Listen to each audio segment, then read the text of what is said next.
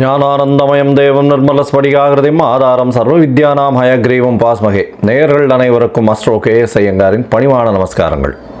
மாத பலன் குரோதி வருஷம் மாசி மாதம், அதாவது 13/2/2025 14/3/2025 வரலும் உண்டான காலகட்டத்தில் மேஷம் முதல் மீனம் வரை என்னென்ன பலன்கள் அப்படின்றத இந்த குரோதி வருஷம் மாசி மாதம் பார்க்கலாம். இப்போ இந்த மாத பலனில் முதல்ல நம்ம இந்த மாதத்தினுடைய கோள் சாரம் என்ன அப்படின்றத பார்ப்போம். இந்த மாதத்தில் வரக்கூடிய விசேஷ நாட்கள் என்ன அப்படின்றத பார்ப்போம். அதற்கு பிறகு மாதத்தினுடைய ஒரு ராசிக்கான பலன் என்னன்றதை பார்க்கலாம். இந்த மாதத்தினுடைய கோள் சாரம் அப்படின்னு எடுத்தோமேயானால்,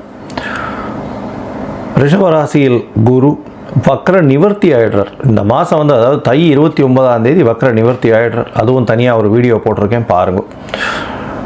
29ஆம் தேதி தை மாதம் வக்ர நிவர்த்தி ஆனதுனால குரு 2ஆம் இடத்துல இருக்கார், அதாவது ரிஷபத்தில். மிதுனத்தில் செவ்வாய் வக்ரம், கன்னியில் கேது, கும்பத்தில் சனி, சூரியன் மற்றும் புதன், மீனத்தில் சுக்கிரனும் ராகுவும். இந்த மாதத்தில் பார்த்தாலேயானால் மாற்றங்கள் என்னென்ன வருது அப்படின்னு பார்க்கும்பொழுது,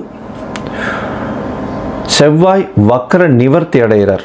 எப்போ அப்படின்னா, இந்த மாதம் பிறந்து ஒரு 10 நாள்லேயே, அதாவது 21/2/2025 அன்றைக்கே செவ்வாய் வக்ர நிவர்த்தி. ஆனால் மிதுனத்தில் இருக்கார். இதை தவிர பார்த்தாலேயானால் புதன் இந்த மாதம் கும்பத்திலிருந்து மீனத்துக்கு போகிறார். அது 26/2/2025 அன்னைக்கு. அதற்கு பிறகு பார்த்தாலேயானால் 4/3/2025 அன்னைக்கு சுக்கிரன் வக்ரகதி அடைகிறார் மீனத்திலேயே. புதன் 9ஆம் தேதி அன்னைக்கு 9/3/2025 அன்னைக்கு வக்ரகதி அடைகிறார், அதுவும் மீனத்தில். இப்போது இந்த மாதத்தினுடைய கோள்சாரம் இது. பொதுவாகவே நம்ம மாத கிரகங்கள்னு சொல்லக்கூடியது சூரியன், செவ்வாய், புதன் மற்றும் சுக்கிரன், இந்த 4 கிரகங்களுடைய மாற்றத்தை வச்சு பேசுவோம். அதுவும் நம்ம சௌரமான மாதங்கள் அப்படின்ற ஒரு பட்சத்தை எடுத்து நம்ம பண்ணுறோம். இது சூரியன் ஒரு ராசியிலிருந்து அடுத்த ராசிக்கு செல்லும் பொழுது அதனுடைய மாற்றங்களை வைத்தே, அதனுடைய அந்த சூரியனுடைய மாற்றத்தை வச்சே அந்த மாதத்தினுடைய பெயர், அதாவது கும்ப மாதம் அப்படின்னு பேர் வைக்கிறதுக்கு காரணமே மாசி மாதத்துக்கு கும்பத்தில் சூரியன் போகிறதுனால தான். அதனால் மிச்சவாழ்லாம் பார்த்தோம்னா இது நம்ம தமிழ்நாட்டில், குஜராத்து இந்த மாதிரியான இடத்துலலாம் கடைபிடிக்கப்படுறது. மிச்சதெல்லாம் சந்திரமான மாதங்கள்ன்றதை வச்சு பண்ணுறான். சந்திரமான மாதங்கள்னு சொல்லும் பொழுது பார்த்தாலேயானால் அமாவாசைக்கு அடுத்த நாளோ பௌர்ணமிக்கு அடுத்த நாளோ உண்டான நாட்களை மாதத்தின் முதல் நாளாக கொண்டு அவர்கள் சந்திரமான மாதம் அப்படின்ற விஷயத்தை செய்கிறார். சரி, இந்த மாதத்தில் வரக்கூடிய விசேஷ நாட்கள் அப்படின்னு பார்த்தாலேயானால், அதாவது 25/2/2025 அன்றைக்கி பார்த்தோம்னா காஞ்சி விஜயேந்திர சரஸ்வதி ஜெயந்தி நடக்கிறது. காஞ்சியில் விஜயேந்திர சரஸ்வதி சுவாமிகள் அவருடைய ஜெயந்தி. 26ஆம் தேதி அன்னைக்கு 26/2/2025 அன்னைக்கு மகா சிவராத்திரி, அதாவது பிரதோஷ காலம். மகா சிவராத்திரி மிகப்பெரிய ஏற்றம். ஏன்னா பிரதோஷ காலத்தில் சேவிக்கிறது அப்படின்றது ரொம்ப விசேஷம். அதாவது 13ஆம் நாள் அமாவாசைக்கும் பௌர்ணமிக்கும் 13ஆம் நாள் பிரதோஷ காலம்னு சொல்கிறது. இப்போ வரக்கூடியது 26/2 அன்னைக்கு வரக்கூடியது உங்களுக்கு வளர்பிறை பௌர்ணமி அப்படின்றதுனால கண்டிப்பாக ஒரு நல்ல ஏற்றம் இருக்கும். அதை தவிர பார்த்தாலேனால் அன்றைக்கி மகா சிவராத்திரி அப்படின்றதுனால அந்த சிவராத்திரிக்கு அப்புறமா உங்களுக்கு பனிப்பொழிவு கூட இருக்காது. வெறும் வெளிச்சம், வெயில் தான் அதிகமாக இருக்கும். லாங் டேஸ் தான் இருக்கக்கூடிய வாய்ப்புகள் உண்டு. சூரியனுடைய ஆளுமை ரொம்பவும் அதிகமாக இருக்கக்கூடிய வாய்ப்புகள் மிகவும் அதிகம். அதனால் வெயில் அதிகமாக இருக்கக்கூடிய வாய்ப்பு நிச்சயமாக இருக்கும். இந்த மாதத்தில் பார்த்தோம்னா 28/2/2025 அன்றைக்கி மாசி அமாவாசை. அது ஒரு பெரிய விசேஷம். மாசி அமாவாசைன்றது அமாவாசைன்றது சூரியனும் சந்திரனும் சேர்ந்து இருக்கக்கூடிய, ஒரே பாகையில் இருக்கக்கூடிய விஷயம். இந்த காலகட்டத்தில் சூரியனும் சந்திரனும் சேர்ந்து இருக்கும் பொழுது என்னென்ன யோகங்கள் வரும் அப்படின்றது தனியாக வீடியோ போட்டிருக்கோம், அதில் போய் பாருங்க. இன்ஃபேக்ட் அது நல்ல ஒரு விஷயங்கள். சூரியனும் சந்திரனும், அதாவது யாராவது ஒருத்தர் உச்சமோ ஆட்சியோ இருந்தால்னா நல்ல ஒரு ஏற்றம் கிடைக்கும். இல்லைன்னா சுபர்கள் வீட்டில் இருந்தால்னா நல்ல ஒரு ஏற்றம் கிடைக்கும். இந்த மாசி அமாவாசை நல்ல ஒரு ஏற்றம் கிடைக்கக்கூடிய நாள். அதற்கு பிறகு பார்த்தோம்னா 3/2025 அன்னைக்கு மாசி மகம், அது வந்து பௌர்ணமியை சேர்ந்து வரும். மாசி மகம் ஏன்னா சூரியனுக்கும் சந்திரனுக்கும் கிட்டத்தட்ட 180 டிகிரி, அதாவது சூரியன் கும்பத்திலையும் சந்திரன் வந்து சிம்ம ராசியிலையும் இருக்கக்கூடிய காலகட்டம். பௌர்ணமி வெளிச்சம் வந்து ஒரு பெரிய அட்வான்டேஜ் என்னென்னா, இதில் பிறந்தாள்னா ராஜா போல அவர்களுடைய வாழ்வு அமையும்.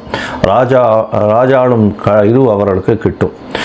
இதில் என்ன விசேஷம் அப்படின்னா, சூரியனுக்கும் கார்த்தாலேருந்து சாயந்தரம் வரலும் உங்களுக்கு வெளிச்சமாக இருக்கும். சந்திரனும் பௌர்ணமி சந்திரனாக இருக்கிறதுனால இரவு முழுவதும் வெளிச்சமாக இருக்கும். ஸோ ரிலேட்டிவ்லி பார்த்தோம்னா என்டையர் டே அண்ட் நைட் ரெண்டுமே ரொம்ப வெளிச்சத்தில் இருக்கக்கூடிய காலகட்டம். அதனால தான் வெளிச்சம் அதிகமாக இருக்கக்கூடிய காலங்கள், அதுவும் வந்து பௌர்ணமி காலங்கள்னும் பொழுது ரொம்பவும் ஏற்றம் இருக்கக்கூடிய வாய்ப்புகள் உண்டு. இந்த மாசி மகம், அதாவது பௌர்ணமி காலகட்டத்தில் பிறக்கக்கூடிய எல்லா குழந்தைகளுக்கும் பெரிய ஆளுமை இருக்கக்கூடிய வாய்ப்பு உண்டு. இதை பற்றியும் வந்து நிறைய சொல்லியிருக்கோம் இந்த என்னுடைய யூடியூப் சேனலில் நிறைய சொல்லியிருக்கேன். இதற்கு பிறகு பார்த்தேனால் இந்த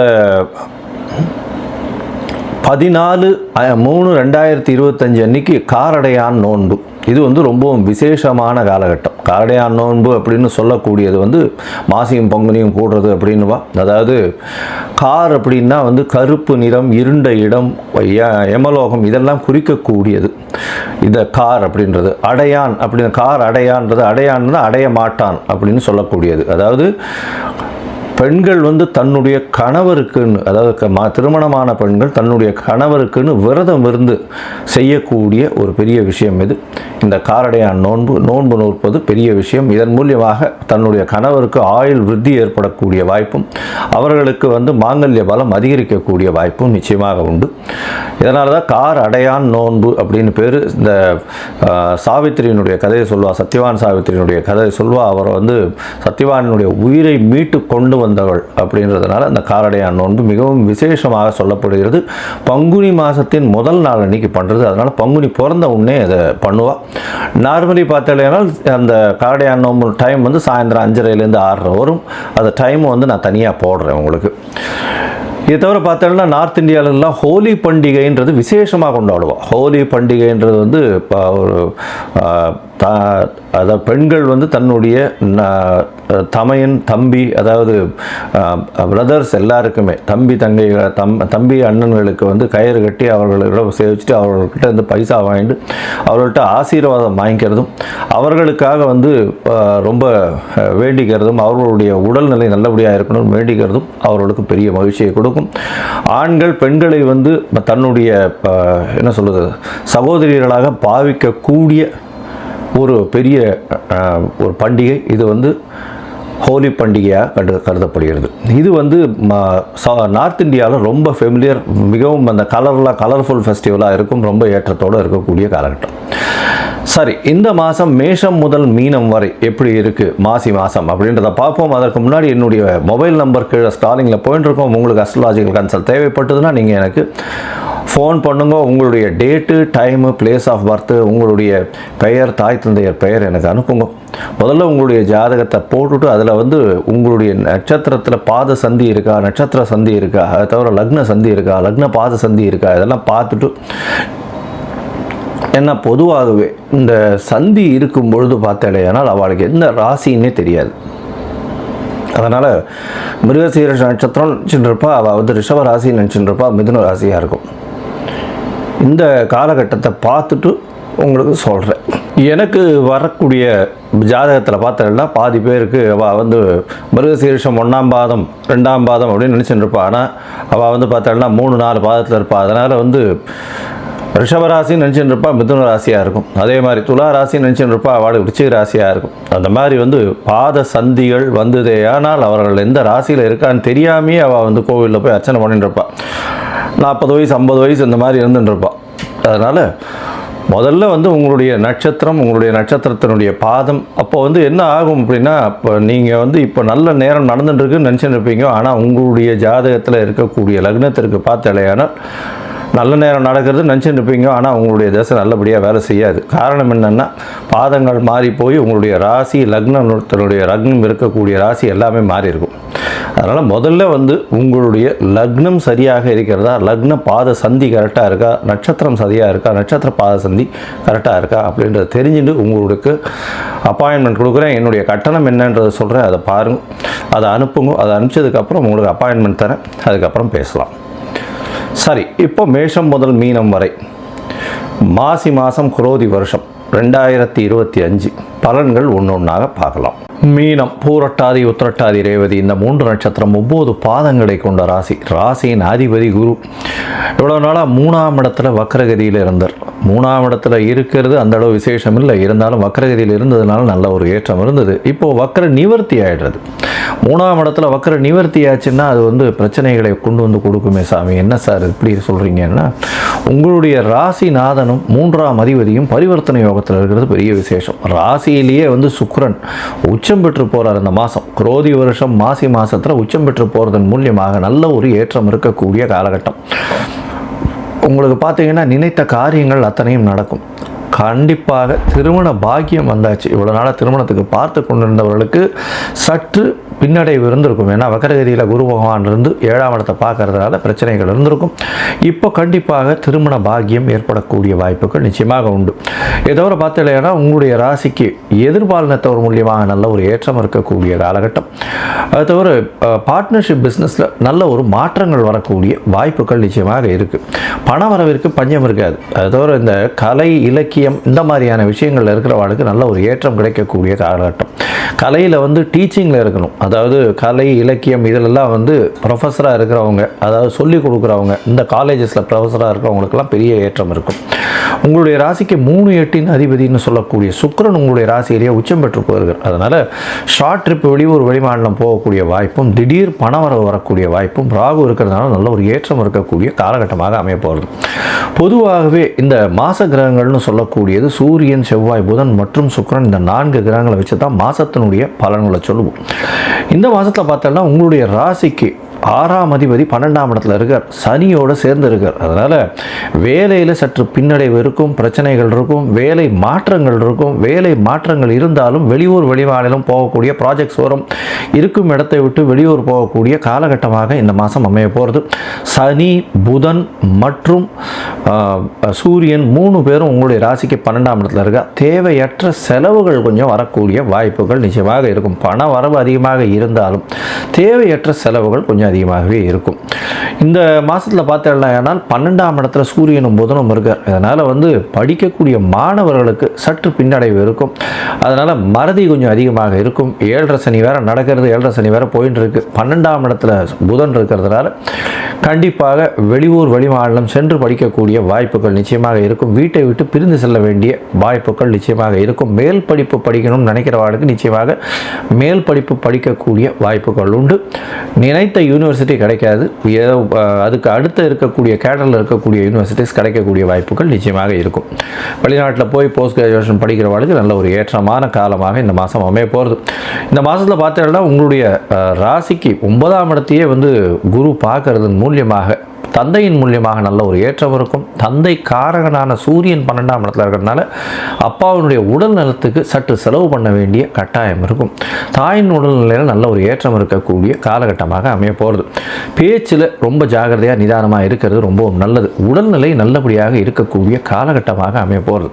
இந்த மாதம் உங்களுடைய ராசிக்கே வந்து புதன் வரார். அவர் வந்து சப்தமாதிபதி, 4-7 அதிபதின்றதுனால கண்டிப்பாக நீச்ச பங்கம் பெறார். அதனால் வந்து என்ன சொல்கிறது, அதாவது அவர் புதன் உங்களுடைய ராசிக்கு வந்த உடனே எதிர்பாலினத்தவர் மூலியமாக நல்ல ஒரு ஏற்றம் இருக்கக்கூடிய காலகட்டமாகவும் திருமண பாக்கியம் நிச்சயமாக அமையக்கூடிய வாய்ப்பும் நிச்சயமாக இருக்கும்.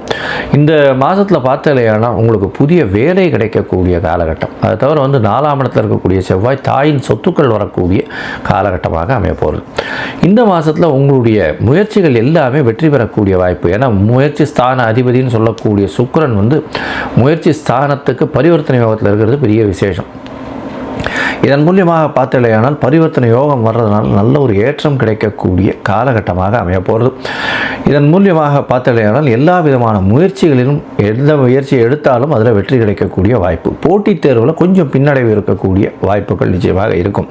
இந்த மீனராசிக்காரர்களுக்கு உடல்நிலையில் நல்ல ஒரு ஏற்றம் இருக்கக்கூடிய வாய்ப்புகள் இந்த மாதம் இருக்கும். இந்த மாதத்தில் முயற்சிகள் எல்லாமே வெற்றி பெறும்னு சொன்னோம். இருந்தாலும் சில நாட்கள் முயற்சிகளை தள்ளி வைப்பது நல்லது. அந்த சில நாட்கள் அப்படின்னு சொல்கிறது சந்திராஷ்டம நாட்கள். சந்திராஷ்டமன்றது வந்து உங்களுடைய ராசிக்கு 8ஆம் இடத்துல சந்திர பகவான் மறைந்து இருக்கக்கூடிய காலகட்டத்தை சந்திர அஷ்டமம் அப்படின்னு சொல்கிறோம். இந்த காலகட்டத்தில் சந்திராஷ்டம காலகட்டத்தில் பார்த்தேனால் மறைந்து இருக்கக்கூடிய சந்திரன் அவரே மதிகாரகன்னு சொல்கிறோம். அதனால் மன கிளேசங்கள் வரும், மதி மயங்கக்கூடும், தவறான முடிவுகள் எடுக்கக்கூடிய வாய்ப்புகள் உண்டு. அதனால் இந்த காலகட்டத்தில் புதுசாக முயற்சிகள் எடுக்க வேண்டாம், வெளியூர் வெளிமாநில பிரயாணம் வேண்டாம்னு சொல்கிறோம். ஒருவேளை நீங்கள் எடுக்க வேண்டிய கட்டாயத்தில் இருந்தால் அருகில் இருக்கக்கூடிய கோசாலையில் நீங்கள் உங்களால் முடிஞ்ச இந்த அகத்திக்கீரை கட்டு கொஞ்சம் கொண்டு போய் பசுமாட்டை கொடுத்துட்டு போகிறது மூலியமாக சந்திராஷ்டமத்தின் தாக்கம் நிச்சயமாக குறையும். இந்த மாதத்தில் பார்த்தலையானால் இந்த மீனராசிக்காரர்கள் கடல் வாணிபம் செய்பவர்களுக்கு பெரிய ஏற்றம், income tax, excise duty, customs இவங்களெல்லாம் இருக்கிறவங்களுக்கு நல்ல ஒரு ஏற்றம். அதை தவிர வந்து இந்த அரசாங்க பணியில் இருக்கிறவங்களுக்கெல்லாம் மாறுதல் கிடைக்கக்கூடிய வாய்ப்பு, அரசாங்க பணியில் இருக்கிறவங்களுக்கு சற்று பின்னடைவு இருக்கும், பிரச்சனைகள் கொஞ்சம் வரக்கூடிய வாய்ப்பு, செலவுகள் தேவையற்ற செலவுகள், வழக்கு வம்பு இதெல்லாம் வரக்கூடிய வாய்ப்புகள் நிச்சயமாக இருக்கும். வெளியூர் வெளிமாநிலம் வெளிநாடு போகக்கூடிய வாய்ப்பு நிச்சயமாக உண்டு. இந்த மாதத்தில் வந்து நீங்கள் அருகில் இருக்கக்கூடிய ஆஞ்சநேயர் கோவிலில், அதுவும் வந்து நாமக்கல் ஆஞ்சநேயர் போய் சேவிச்சுட்டு வர்றதன் மூலியமாகும், தட்சிணாமூர்த்தியை போயிட்டு சேவிச்சுட்டு வர்றதன் மூலியமாகும். அதை தவிர வந்து உங்களால் முடிஞ்சு மஞ்சள் கலர் வஸ்திரம் தானமாக கொடுத்துட்டு வர்றதுனா நல்ல ஒரு ஏற்றம் இருக்கும்.